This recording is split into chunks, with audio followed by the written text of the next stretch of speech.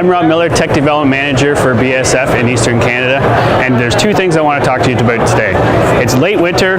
Overall, for the most part, we've had unseasonably warm conditions this winter, and we're starting to see two things. The first one is early season leaf disease in the cereal crop, and the second, we're starting to see a lot larger weeds this winter because they're starting to survive this unseasonably warm conditions. When I talk about the early season leaf disease, for the most part, the wheat looks pretty large, lush canopy. It's starting to break dormancy, especially late March that we're starting to get into now. We're starting to see a lot of powdery mildew show up, and especially in some of the fields that have a very dense, thick canopy.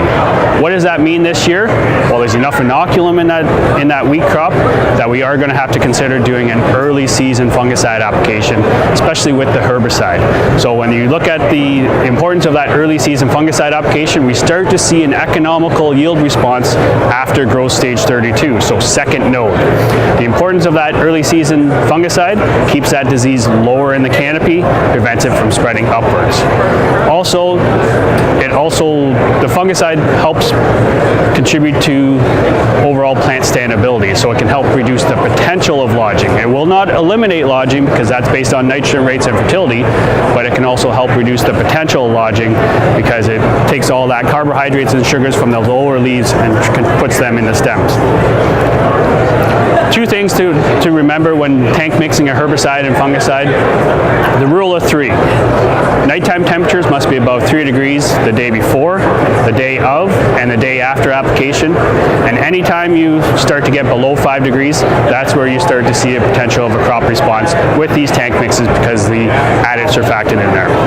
Higher water volumes are also very important. So 15 to 20 gallons will also help reduce the potential of injury. And some varieties respond more than others, and you might actually just see a response to the variety.